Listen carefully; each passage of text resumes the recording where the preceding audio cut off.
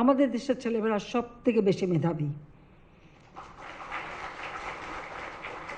অনেক দেশ আছে যদি 2 আর 2 4 বলতে গেলে তাদের অন্য কিছু দিয়ে গুনতে হয়, আমাদের দেশের ছেলেমেয়েদের গুনতে হয় না। কাজেই সেদিক থেকে আমি বলবো আমাদের ছেলেমেয়েরা অনেক মেধাবী, তাদের খালি সুযোগটা করে দেওয়া, আর সেটাই আমাদের কর্তব্য যে আমরা সেই সুযোগটাই করে দিতে চাই। আর সে কারণেই এই প্রধানমন্ত্রী ফেলোশিপটা আমরা প্রবর্তন করেছি।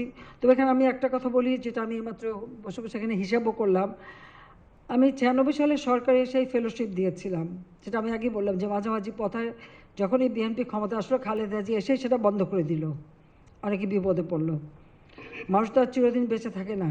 হ্যাঁ, পরপর 4 বার ক্ষমতা এসেছি, অনেক কাজ করার সুযোগ পাচ্ছি, মানুষের জীবন মান উন্নত করতে পেরেছি। বাংলাদেশ আর সেই 15 বছর বা 20 বছর আগের বাংলাদেশ না, এখন একটা পরিবর্তন হয়েছে, বদলে যাওয়া বাংলাদেশ। কিন্তু এটাকে ধরে রাখতে হবে।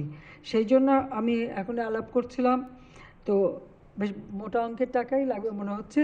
তো আমি ভাবছি এটা আমি এই ফেলোশিপটাকেও একটা ট্রাস্ট ফান্ড করে আইন করে দিয়ে যাব, যেন ভবিষ্যতে কেউ আর এটা বন্ধ করতে না পারে। কারণ এই যে একজন বিদেশে যায়, মাঝখানে বন্ধ হয়ে যেয়ে শেষে যে বিপদে পড়ে, সেই বিপদটা আমি নিজে দেখেছি।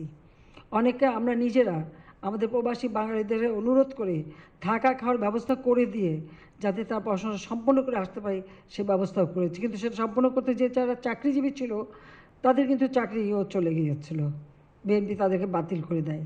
তো সেই জন্য এবার আমি সিদ্ধান্ত নিয়েছি যে আমরা যাই এখন দেবো, একটা ট্রাস্ট ফান্ড করে দেবো, যে পট করে কেউ যেন আর বন্ধ করতে না পারি।